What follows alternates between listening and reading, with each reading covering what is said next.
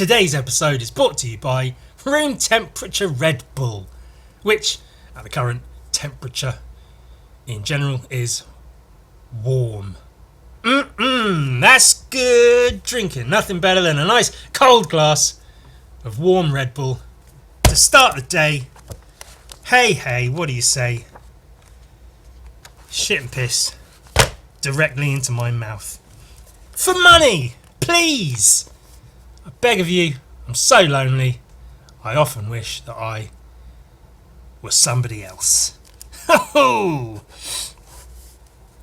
One time at school, more school stories, those were always fun. In our tutor room, so it would have been either at the start of the day or just after lunch when the tutor group was in the tutor room. All of the plaster on my elbows tearing up my sketchbook, that's fun.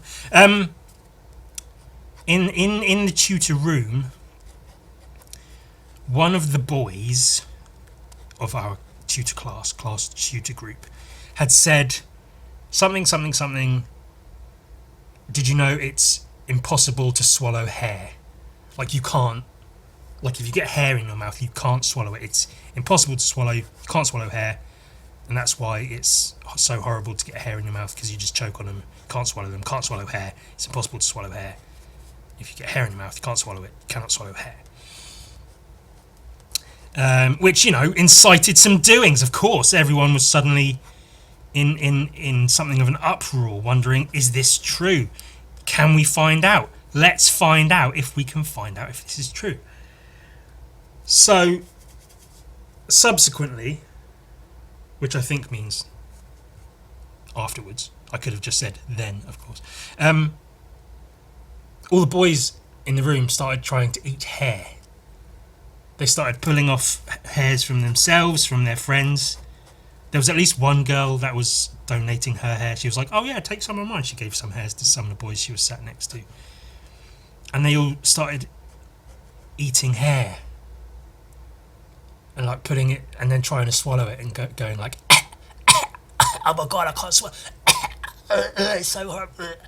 And then the other one would do it, and another one would do it. And they were all just sitting there for minutes, just fucking eating and choking on hair. I didn't. I'm happy to announce I didn't feel it necessary to participate in this activity, much to the annoyance, apparently, of at least a couple of other kids in the class saying, Ewan, try it, just try it, Ewan. Oh, stop being such a fucking baby. Just try it. It's funny. Just fucking try it, Ewan. Why aren't you doing it? Just try it, Ewan. Ewan, just try it. It's funny. Oh, fucking hell, Ewan. Stop being such a little bitch. Just try and eat hair. Eat the hair, Ewan. Why won't you try and eat hair? Oh, my God, Ewan. Oh, stop being such a pussy. Just try and eat hair, Ewan. Oh, my God, Ewan. Ewan, just try and eat hair. Stop being such a prick. Just fucking eat the hair, Ewan. Why won't you eat the hair? I know at least one of the people who was trying to convince me to eat hair was the same fucking asshole that was the guy, what would you do if a cow came in and started eating dinner with us? That fucking guy. Of course, he's gonna... Why won't you eat hair, Ewan? Fucking idiot. What kind of a question is that to ask anyone? Why aren't you trying to eat hair, Ewan? Well, fucking... And people wonder why I hated every single person in that school. Every fucking single person in that school. Hated them venomously, viciously, vehemently, vigorously, verbosely, vivaciously. Vivisectionally. Vaginally. I'm V for Vendetta. V from V for Vendetta. That's who I'm being. That's who I am. That's why my German teacher, I think, realised and maybe even grew to respect me a little bit when she realised my grades were so piss poor. And she took me aside one day after class quickly just to say, what's up? Clearly I can tell you're smarter than this. What are you doing? And I said, I fucking hate being here. I hate it here. I cannot fucking stand being in this goddamn place. And she said, oh, I've told this story a few times, so deal with it. She said, oh, you hate the uniform, the conformity, you know, being told where to go, when to go, wherever. And I said, no, I don't care. I literally, the uniform for me is almost good because I don't care about fucking clothes enough to want to dress in my own clothes for school. Who the fuck am I dressing up for at fucking school? I don't care. Uniform's fine. I wear the same shit every day. It's easy. I don't give a shit. I just fucking hate the people. I hate the god fucking people. Day in and day out. What would you do if a cow came? You would eat the hair. Ugh, ugh. Fucking every single fucking one of them. And then I think my German teacher realised that, like, oh, okay, that's a sensible reason. I think she got it. She probably realised, yeah, this school's full of fucking idiots. Like, fucking idiots. And then she helped me cheat on a couple of my exams. Which is cool. I think she was just determined to get me a passing grade. She knew I could do better. She realised I wasn't applying myself because of whatever reason. And then, so there was the oral exam, where we had tape recorders. God, you stand in front of the teacher on your own in like a sealed room, tape recorder on the table between you. They press record, and then you say, "Hallo, mein Name ist Ewan. Ich wohne in Winchester. Ich habe blaue Augen und blonde Haare." I was more blonde around that time. Etc., etc. And then there's, for some of the more complicated bits, my German teacher was like mouthing words at me for what to say, which you're really not supposed to do. She was just basically handing me the answers to the questions. Which all of that is to say, that's why I'm still. A lot of people aren't in contact with school friends because it's many, many, many years ago. But like it's well over 20 years ago. But there are specific reasons. It's not just, oh, you know, we had our different lives and went our separate ways. Life got ahead of us. We lost contact. No, I actively choose not to stay in touch with a single fucking fuckface from that goddamn place. Hair! Oh, eat the hair, Ewan! Why aren't you eating the hair? Ewan, just try and eat hair, it's funny. Why aren't you joining in? Why aren't you eating the hair, Ewan? Fucking hell. And, you know, I've always been, you know, strict non-conformist. If a lot of people are doing a thing, that's a reason not to do a thing. Don't follow trends, like on Instagram, for instance, YouTube, whatever. Don't follow trends. Don't do whatever's currently the big thing, the current event. Don't do that. If you see a lot of people doing a thing, go the opposite way. Do something completely different. Oh, but it'll get more views because it'll come up in the algorithm. It'll get more engaged. Fuck off. Do something different. Stop doing what everyone else is doing. It may have started around the time when everyone thought it was fun to try to eat fucking hair. What the fuck? Jesus Christ. The fact that I have to explain why I don't feel it necessary to try to eat fucking hair. Ugh. That was my... That's actually a good sort of summation of my experience of secondary school, as we call it over here. Just fucking...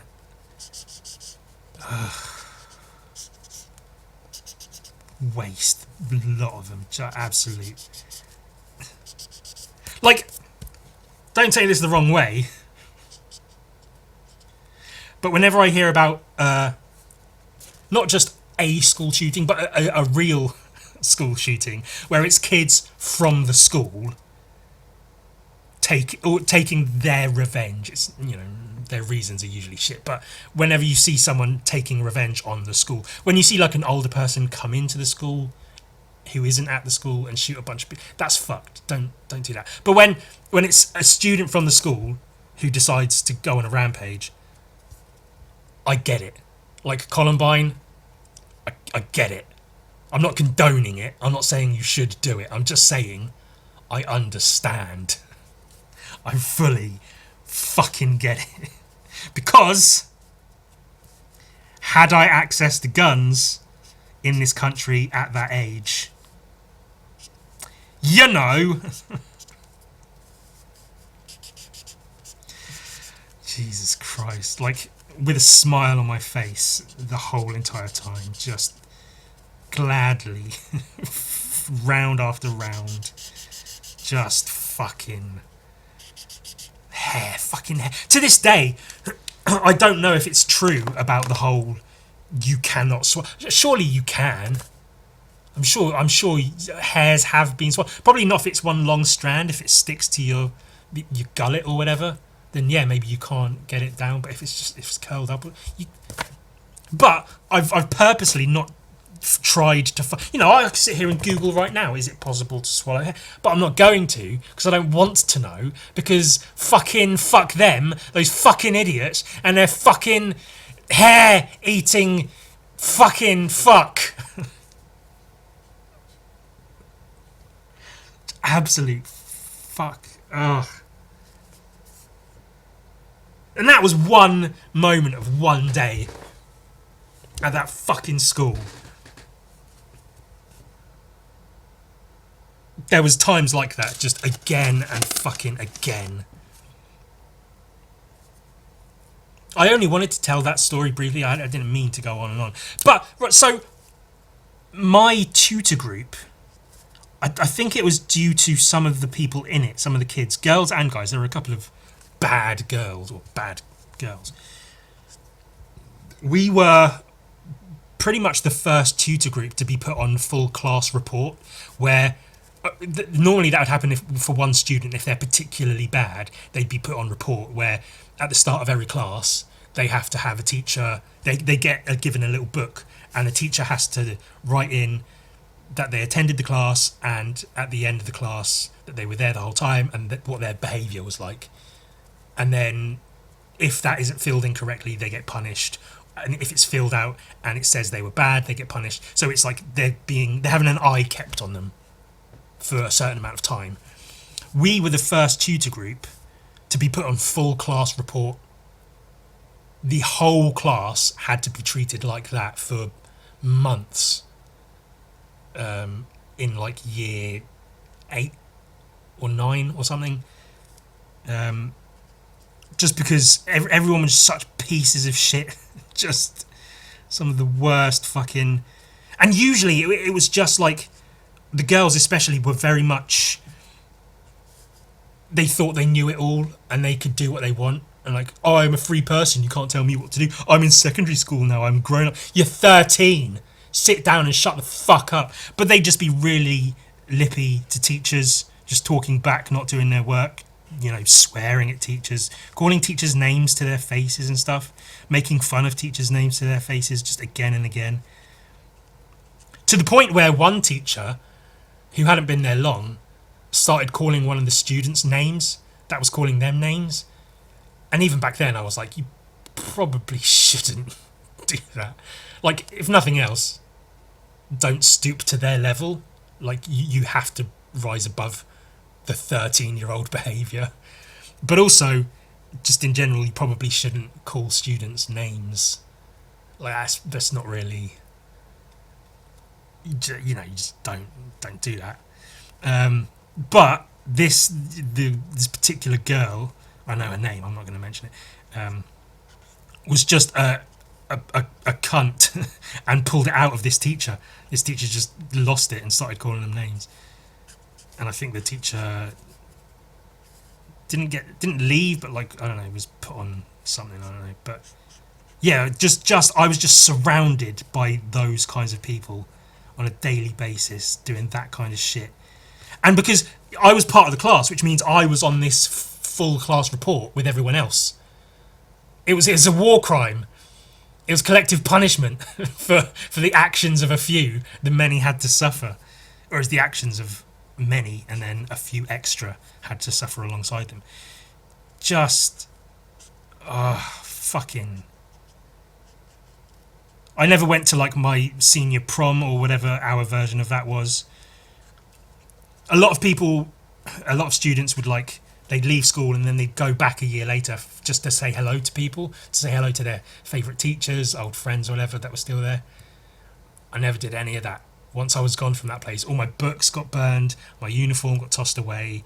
I was fucking just done with that forever. I was so fucking glad to be away from. Which, I mean, that's probably the case for everyone. You know, ultimately, schools are prisons. It is what it is. Hating school is nothing new. I just randomly remembered the other day about that hair thing, and it just filled me with so much rage. Just at home, on my own, thinking about it, I was so fucking incensed thinking about this goddamn hair-eating situation. Fucking hell, man. Fucking hell. That's where I was. I was in fucking hell. Fucking hair. Idiots. A lot of them. On a lighter note, dear, have you seen Shaun of the Dead? It was brilliant. I was rewatching it the other day because seeing a bunch of people, as I mentioned, I'd been watching people's reactions to it. So seeing a bunch of people react to it, I thought, do you know what? I'm gonna react to it, but just on my own without recording it and whatever. Which is what it's called when you watch a film.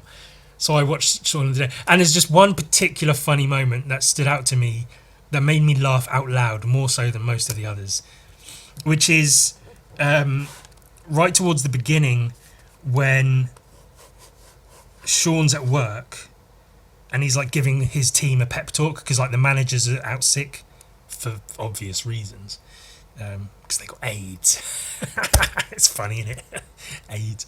And so Sean is the oldest senior employee, so he's acting team manager, and so he says to all the people he works with, as Mr. Sloman always says, there's no I in team, but there is an I in pie. There's an I in meat pie. The anagram of meat is team. I don't know what he's talking about.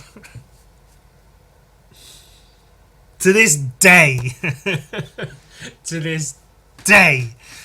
that still makes me laugh so much. It's just so fucking funny. It's so perfect because it works. It's stupid as fuck, but it works. There's no I. Well, I mean, it works linguistically as a tool for garnering, you know, a team sort of effort. It doesn't really work, but like in terms of wordplay, it works. There's no I in team, correct, but there is an I in pie. There's an I in meat pie. Anagram of meat is team. So there can be an I in team if you... also there's that thing where it's like if you write the word team in a certain way,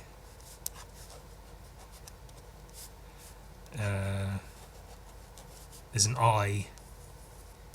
There's the I in team. Oh my god. It's like magic. Today's beverage of the week, or should I say beverage of the strong, that's wordplay, weak, strong, is tiny Dr. Pepper. Tiny little can of Dr. Pepper. An old favourite, just because. And that's it. But we're going to have a little glass of ice. Little thing and a thing. And ooh, you know, I've done it before. It's just you know, a nice little way to. It just feels a bit. Yeah, having a tiny little can of Dr. Pepper's fine. Dr. Pepper's tasty and all. Spider. So I just squashed a little spider. That's why I did that and said spider. And it's just nice to put it, just a nice little glass, just a little bit of ice. That makes it just a little bit, you know, it's just a little bit nicer.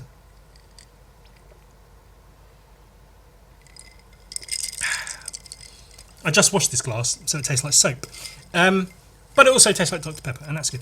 Do you know, when I was working at the shoe store, it's called Shoe, that's why it's, I don't just say that. I work at a shoe.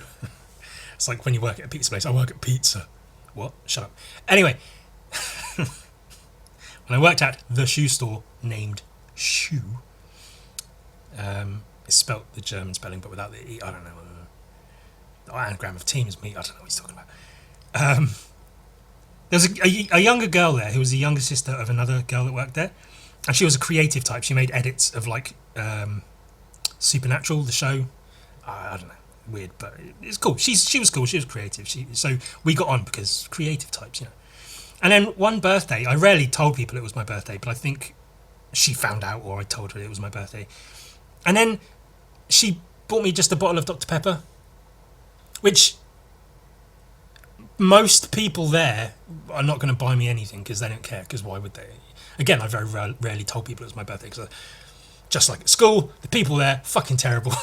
Happy to be rude to them. But this one particular person bought me a bottle of Dr. Pepper, which, you know, isn't like the biggest, wildest, craziest, most grand present.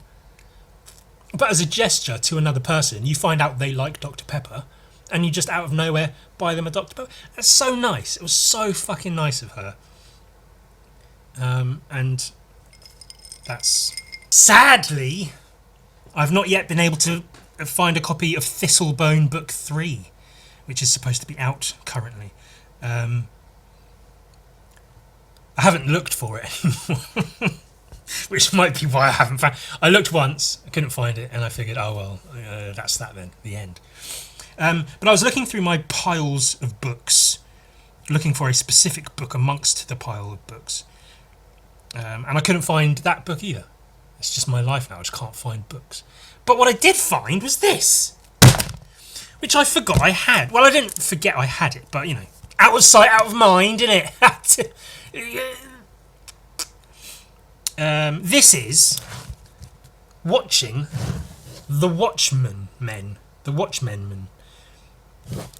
It's a big fucking making of book all about the Watchmen, the comic as well, which is important because there's literally shelves and shelves and shelves of the art of this Pixar film, this Pixar film, this Pixar, this Disney film, this Disney film, this film, this film, this film, this TV show, this TV show, this TV show, and they're so like formulaic and uniform, the actual books. Most of it's digital art, some concept work, some photos of like costumes, but it rarely gets into like the actual minutiae of the making of stuff.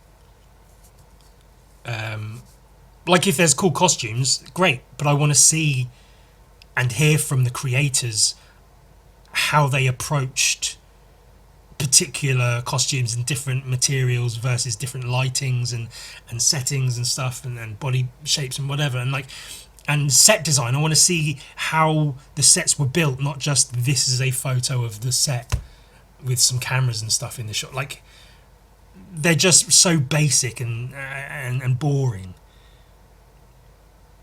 which is unnecessary to talk about, but I'll talk about it anyway. But this is actually, it's a making of the comic, which I would love to see more of. Books that collect and display what goes into making a comic book. It's cool to see, like a couple of, I've got some, you know, the Dread one, the Mike Mignola one for Hellboy, where you see some of the original artwork. That is amazing to see, original artwork, printed in as best quality as possible. But I want to see what the person's studio looks like. You know, maybe even hear about their daily schedule, how they approach starting, not just starting a page, but starting a comic. Like, how do you start a project like of a big scale? I want to see art that was that would be thrown out typically by the artist, that they don't care for. They finished a page and just thought it was shit, so they didn't bother with it and started again. I want to see that kind of stuff, not just like, again, seeing original artwork from comic books is fantastic, of course, but there could be more. You could do more, and that, as far as I remember, I haven't looked at this in a long time, but as far as I recall, that is what this book does. And it does it for, you know, what is a huge comic book. Like, not just in terms of size and complexity of the book itself, but in terms of, you know, scope, and it's you know, it's famous. It's big famous. And even the cover, like, it did have a dust jacket, of course, and it would have had, I can't remember what was on it, but it had some cool, fucking flashy, who watches or watching the Watchmen, pow, the making of the best graphic novel ever read, blah, blah, blah, some shit like that. That's not my opinion, that's just probably what it said. But as always, with every book, take the dust jacket off, 99% of the time, the book is going to look better without it. And it does, because this and this weren't on the dust jacket, as far as I recall. But, like, that looks like shit. You're like, okay, I can see it's the Watchmen. Obviously, it's a rough sketch. That was probably like this big or something, or maybe it was like, I don't know, maybe this is actual size. I don't fucking know what I'm talking about. But then you see, oh, that turned into this. That's really fucking cool to see.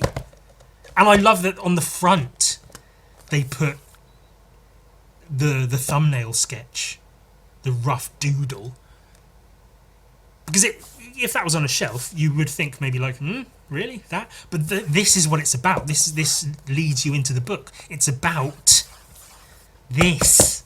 This is what comes from that, and that's why it's on the back, because this is first, and then this is what comes after. So front and back, it makes sense. Because it would be almost too obvious to put that on the front as like, it is a book about the Watchmen, or in this case, is that the Minutemen? I don't know. Fucking whatever. Anyway, who makes the world? Jesus, obviously. Oh, I recently... Oh, no, I'm not... Just this. Dave, this is uncorrected and possibly illegible in places. Hope you like it. And I guess this is just an outline, a typewritten...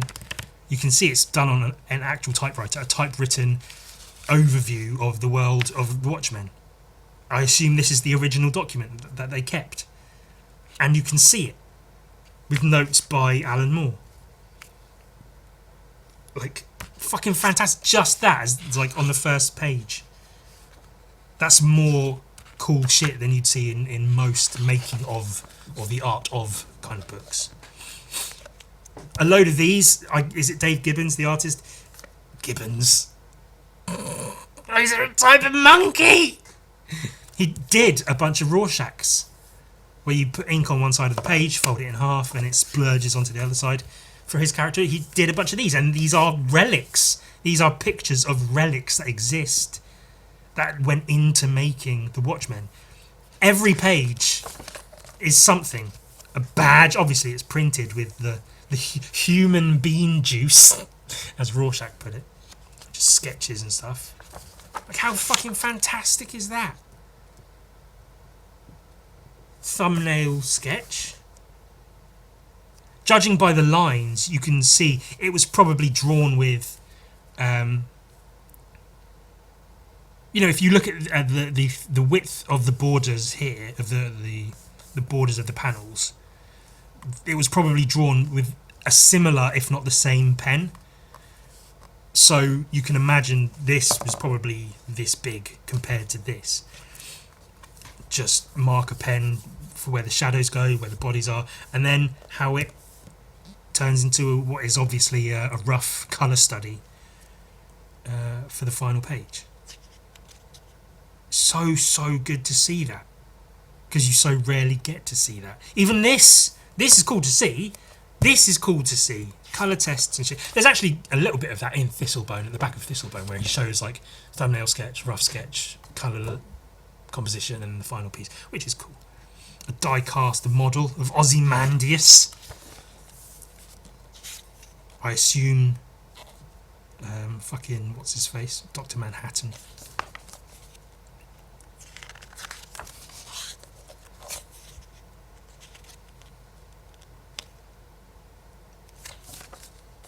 It's shit you'd never see for most comic books. This is probably literally this big in reality. Just a quick little yellow thing, bit of blood, red. The title would be The Watchmen on the side.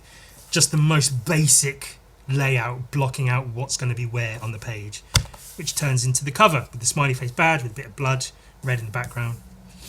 I guess this is like pavement or the curb or whatever, as blood's draining into the ditch. And now it's only just getting into the book. This is all preamble. This is just a taste of what's to come.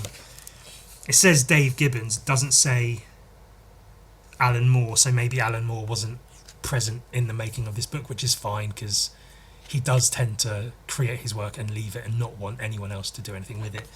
But he doesn't own the rights to it, so it's a shame, but it is what it is. Yeah, the content. So this, everything I've just been gushing over is all just fucking nothing. It's whatever. We're only now just getting into... I've not read any of it, so I don't really care, you know. We don't read here at Ewan Co. Industry Tech Limited. We look at pictures! Pictures of Spider-Man! That's a reference to some comic about him or something. That's cool, I guess. I don't know, it's not really much to see. Is that an old ass drawing from Dave Gibbons circa 1964 or something? Top and opposite. My early pre-professional pencil and ink sketches of Night Owl. His costume was only slightly adapted to become that of the Golden Age Night Owl. The Human Bomb. Pencil reference sketch of the smiley badge. Doesn't put a date on it, which is a little bit annoying, but nevertheless, still pretty cool. Cool to see. Because he draws like everyone else draws when they're like a certain age, maybe teenage, late teens, maybe even early 20s. When you sort of think you know about drawing comics, and you can draw, and so you do what you can, but you can see it's not at a professional level. It's good, but it's not at... No, it's not at a professional level. I keep meaning to do something like this, like a reference sheet for Gun Viking. I've meant to do that for years and years and years, but I never got around to it. Now it's the 10th anniversary. It might be a good idea to get one out. Just so whenever... Because there's been quite a lot of Gun Viking fan art. Not loads, but a fair bit.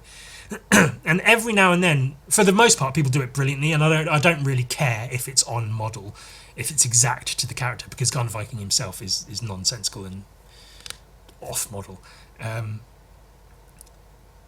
But every now and then I'm like, oh, the mask is a bit... And so I keep meaning to put together a sheet like this just to sort of give a fine, or a definite... This is what's in my mind when I'm doing Gun Viking, like a front and back side view of him and his costume and some weapons and things. Maybe I'll get around to that. I probably won't, but maybe I'll get around to it. I love this idea that like one of the old designs for Rorschach was for him to be a flasher, which is funny. But that he'd have this like leotard, unitard outfit, this skin tight outfit covered in Rorschach.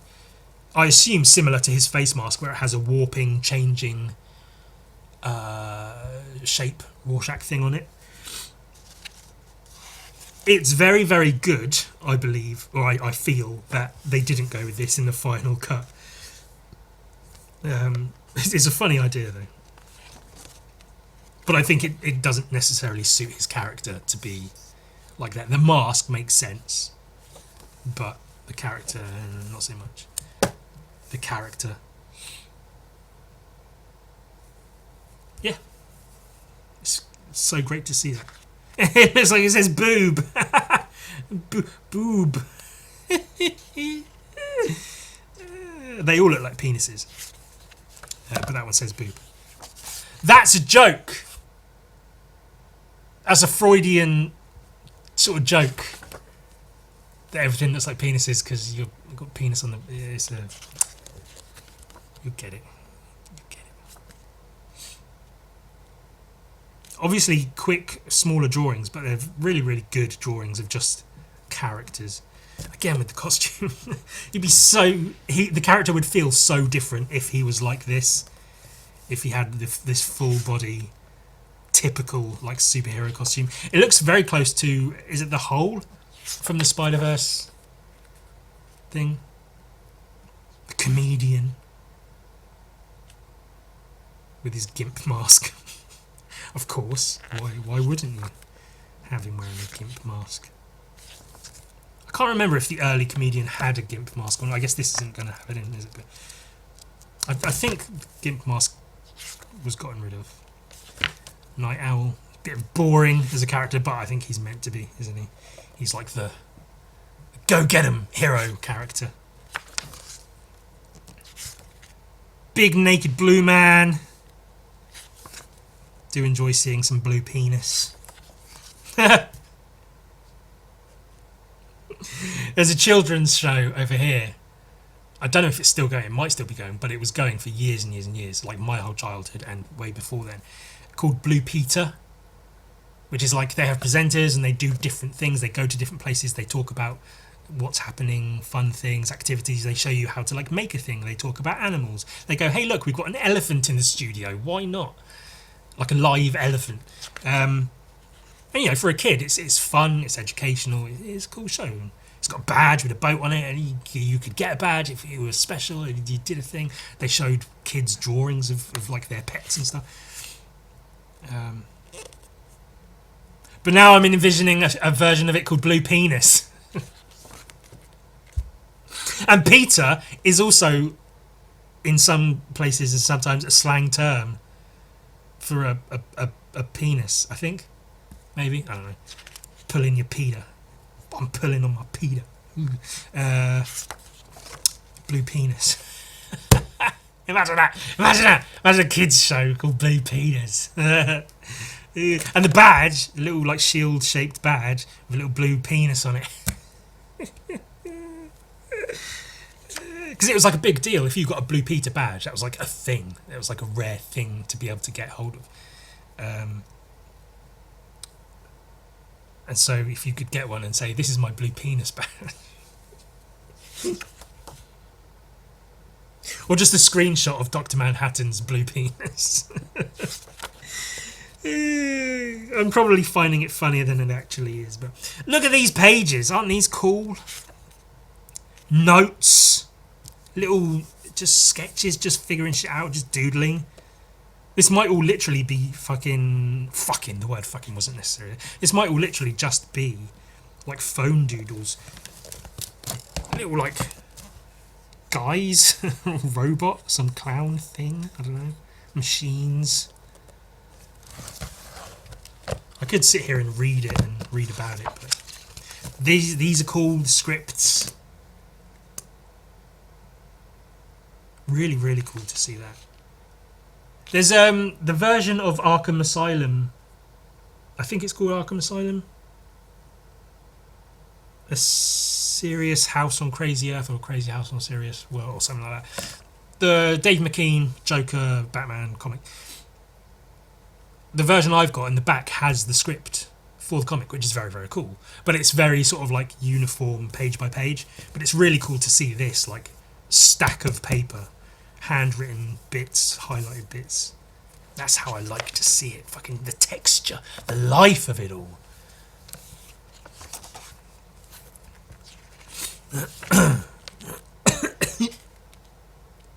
Covers. Or just pages, I don't know. Final art for the complete character set. Well, there's that. I always loved this, where he's got his own action figures all over his desk. Because I would absolutely do exactly that. And they'd also be in weird positions. This would be exactly me. I'd have my figure of me on my desk, all bent around like this. Just because. Just fucking why not? But then I'd also have a squeaky apple dog toy for some reason. Well, because it's hilarious, obviously. Some reason, like there is no reason. Of course there's a reason, it's because it's fucking badass, is why. He's got no fucking face! Oh my god! What the fuck? Ah! Thumbnail sketches. And a couple of thumbnails that became final pages. Ink! Ink. Oh, don't you hate it when everything's just so ink all the time?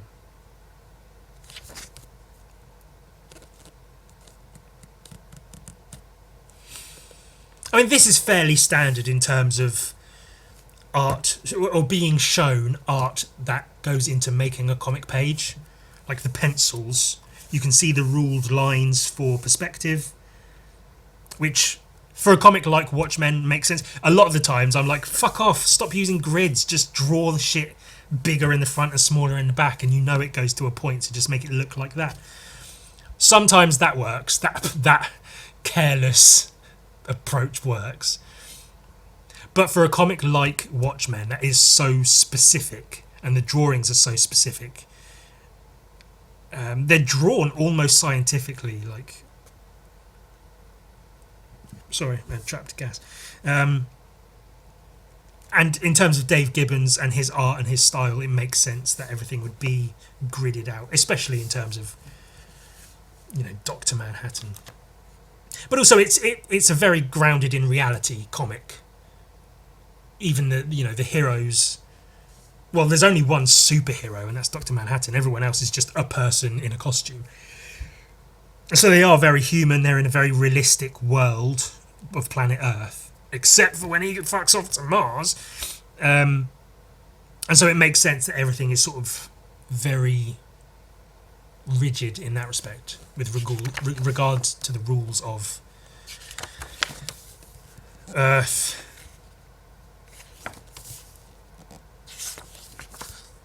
And then it's just that again and again. It's cool to see, but you know, how much more of it do you need to see?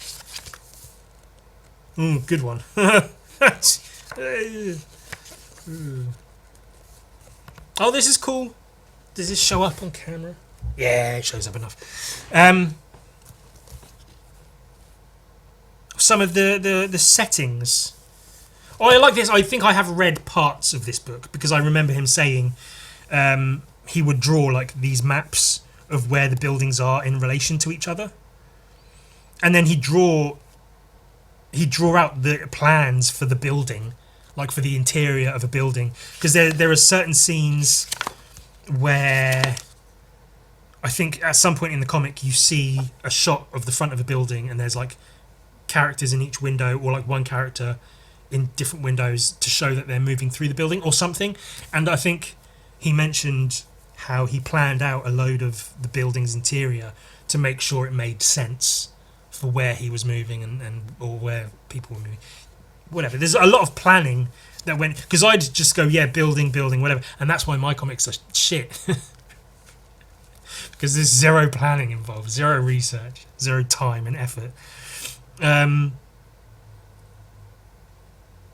again, for a comic like Watchmen, you can see that planning out a map of where the buildings are in relation to each other and keeping that in mind makes sense, because it keeps everything in place where it should be, and it makes the story what it is.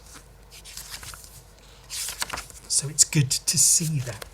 And it's also good to see that, like, what has become one of the most widely renowned graphic novels ever written, whether you like it or not, The Watchmen is that. It's like one of the biggest ever made. How to word it? The work that went into it sort of paid off. And it's like, it's the sort of thing that should be as famous as it is. Because not just a lot of effort went into it, but it was made well. It was made with care and attention and a great deal of love and creativity and talent. Because, you know, sometimes a lot of effort goes into a comic or a piece of music, film, whatever, and it's just not very good, even though a lot of effort went into it. But sometimes the effort shows and pays off. It would be nice if all my efforts showed and paid, but then I sit here talking about how I don't do any research, I don't take my time. I put in minimal effort. I seem to be proud of how little effort I put into things. And then I sit here and go, why isn't all of my effort paying off? Maybe it's paying off in the exact, to the decimal point, the exact amount it deserves. Here we go. Yeah. Where this is the building where he's got schematic for Moloch's house showing camera movement for Rorschach's approach and interior architecture. Yeah, so he's going into the building, walking up the different rooms, and so he's drawn a plan of the building and mapped out where each, with all the movement, where each sort of page and panel would be, which is really smart. It's really, really smart. Genius, almost. Fucking clever and shit. That's the thing I didn't really notice about Watchmen when I read it, which was, you know, back in college or whatever. Which it seems dumb, but I didn't realise that, yeah, basically the whole comic is a 3x3 grid. Apart from a few panels where they do, like, have, you know, they blend two panels together here or there, or maybe have a few whole page things. But for the most part, it's all this 3x3 grid, which really works for the comic and the way the story's told. And that's one of those things where it's done so well that you don't realise it. If the panel layouts were shit, you'd notice almost instantly. You'd be like, what the fuck is wrong with these panels? What's going on? But it's done in such a way that, like, you just don't notice, because it makes the story so fluid, so effortless almost, that you just don't pay attention to it. Which is one of the issues. It's like when something's done so well, people don't even praise it as they should, because they figure, oh, it's just the way it's supposed to be. Because, look, you don't even realise it's done well. It just is what it is. It's whatever.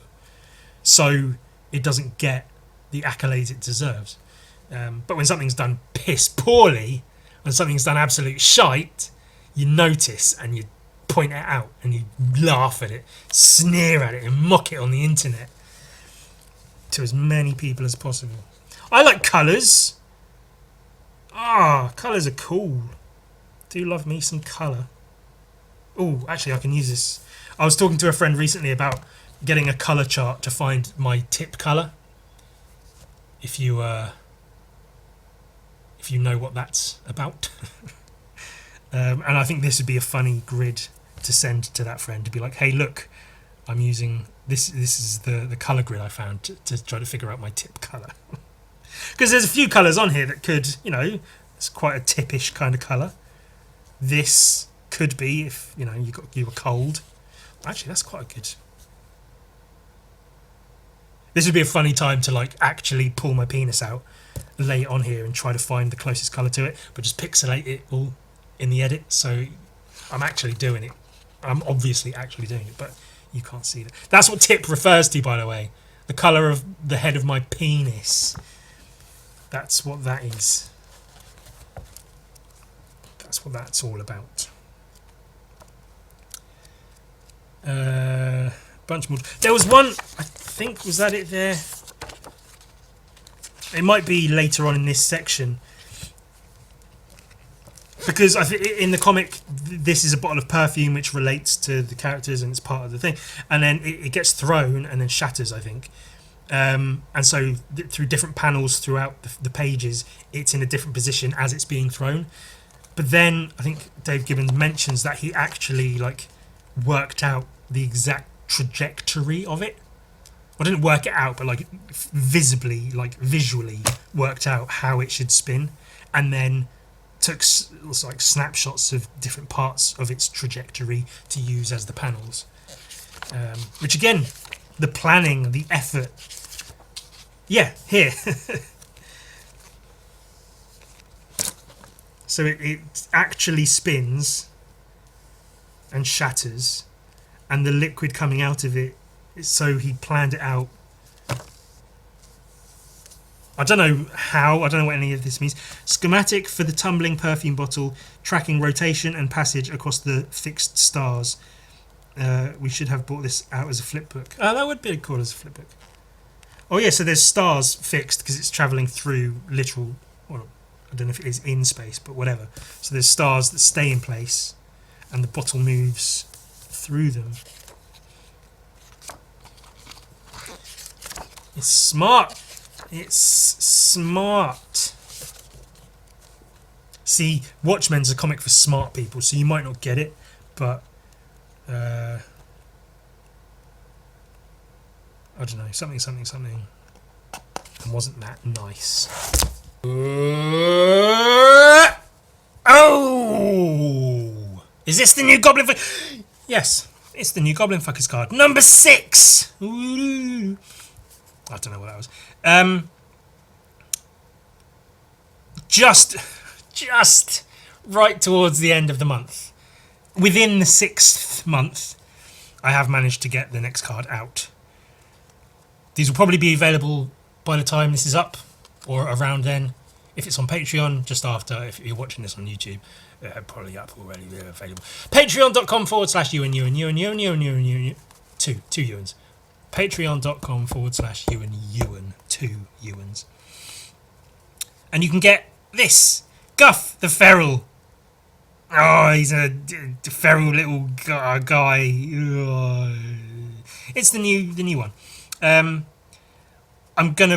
I should be able to, I'm really going to try to, at the very start of month 7, have the next Goblin card ready. No promises, but I'm going to try, which will have a new backing, so that's exciting.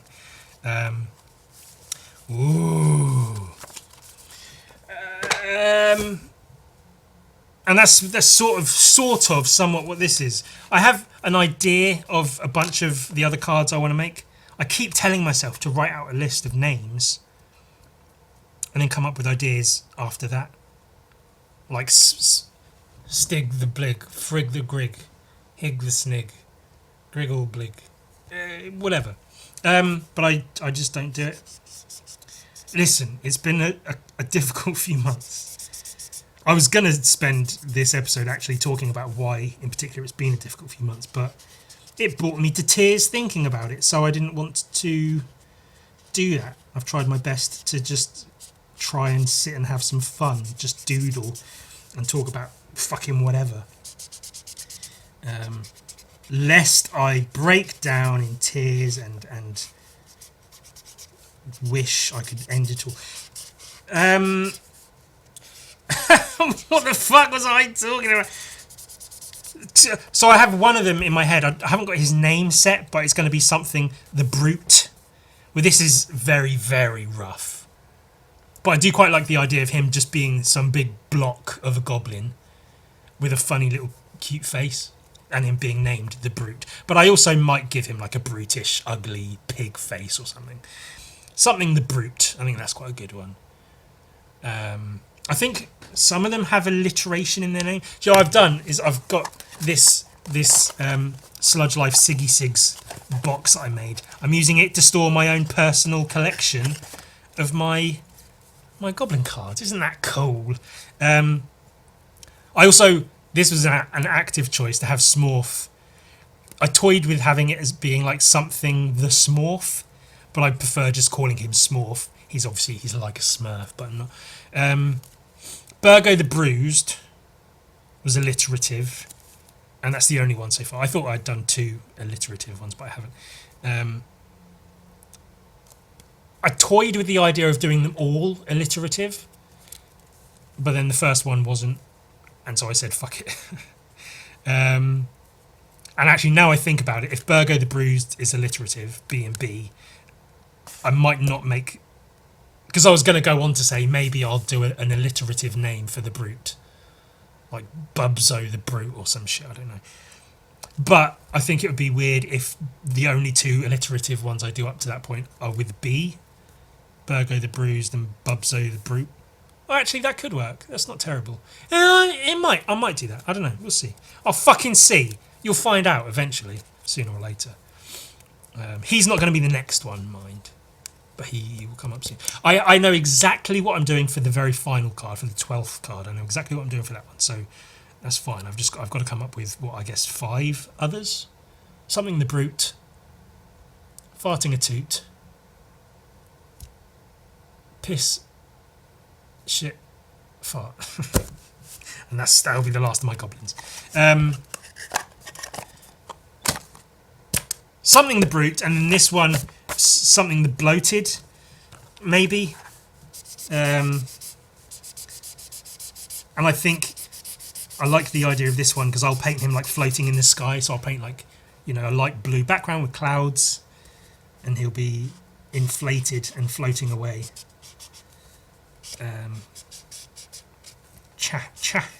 Chapo the Bloated. I don't know. That's usually how the names come to me, by the way. It's rare that I like try to make it fit too much. I sort of, as I'm coming up with the names, I sit here going glub, glub, glug, glim, glar, gloof, flim, flam, flor, fliff, gar, glor, glarix, giric, garix, girix, garix, flibbo, blubbo, burbo, burgo, burjo, Burnbo, Zimzo. That's my creative process for developing names for my goblin characters. So Shlim Shlam the Bloated. I do try, if I know what the character is going to be before I know the name, I'll say like, you know, I'll take the Brute for instance, and in my head I'll be going Blorbus the Brute, Blim Blam the Brute, Flurmo the Brute, Burbro the Brute, Hergo the Brute. Hergo doesn't. That's Hergo the Brute. Because Hergo, Hercules is some thing there. There's a little bit to that. That could kind of work. But then I don't want it to be too obvious that I'm like Hergo, Hercules, Herg, Hench. But this is my creative process of that nobody asked for.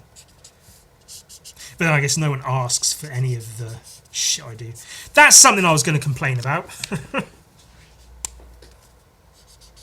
Do you know what I hate? I had 2 do you know what I hate things. I guess one I can get through quick because it's just I don't want to keep moaning about fucking online creators, but I hate hearing in a video at any point. Sometimes it's at the start, sometimes within a video, sometimes right at the end. The person who makes a video go, "Oh, let me know what you want to see. Let me know what videos I should make, what I should focus on, what I should." Fuck you. Make the videos. Make what you want to make.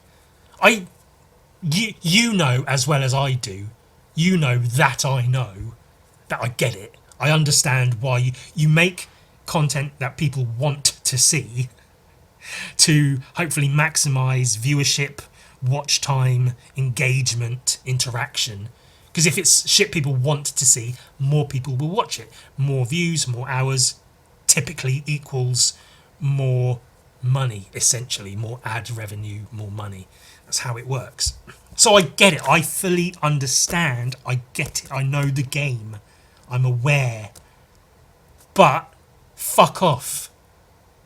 Stop it. Just make what you want to make. Because then where does it end?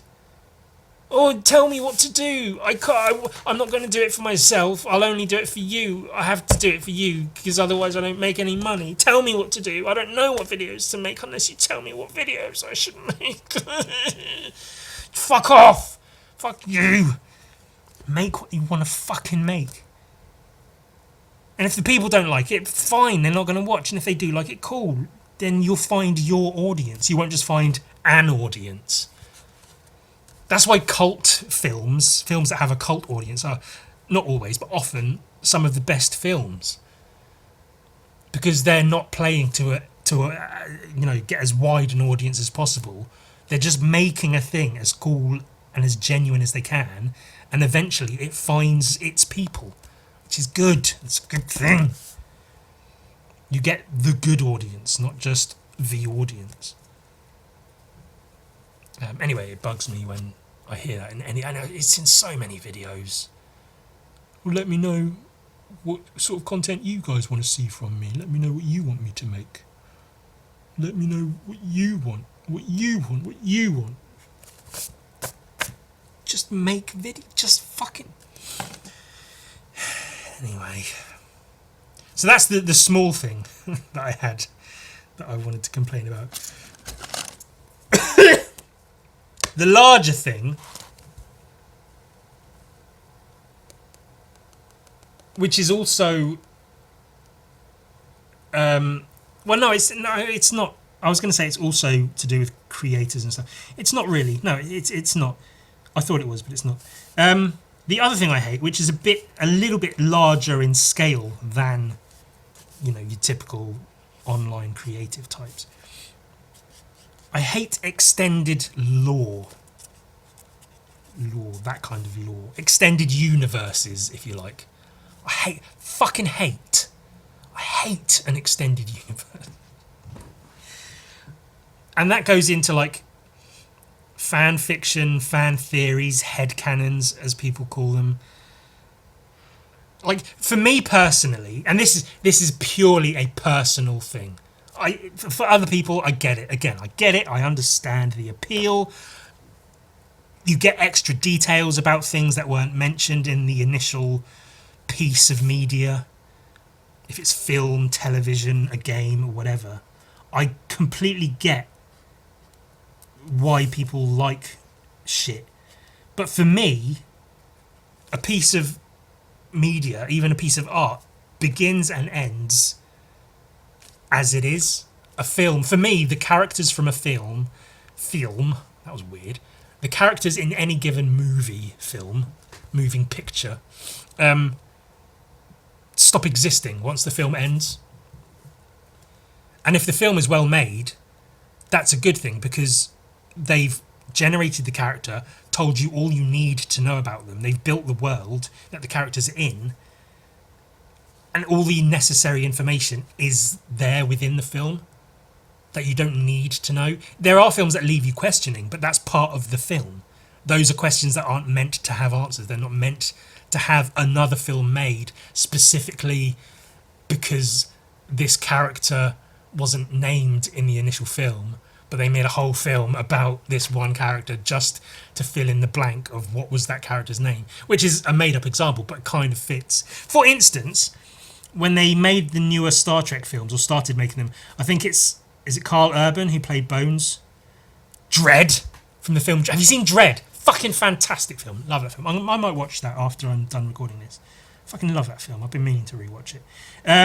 He plays Bones, the Doctor, and the implication in the newer film, which is old now, it came out when I was in university, I think.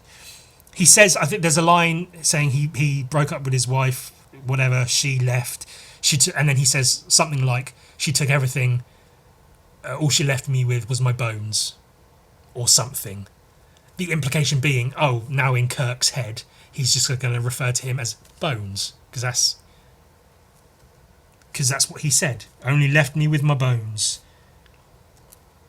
He's a doctor. Of course he's known as Bones, because he deals with fucking bones. So call the Doctor Bones. There's no need. There's absolutely no fucking need to fill in the gap of why he's called Bones. It's not necessary. And I don't know if that was necessarily the implication, if they were filling in that gap, or if they were just going, oh, haha, his name is Bones, so let's have him say a line about something, my bones, because it fits, because his name's Bones. Stop it. Don't fucking do it. Also, I haven't watched Solo, a Star Wars film, or whatever it's called. because I don't care enough about Star Wars in general.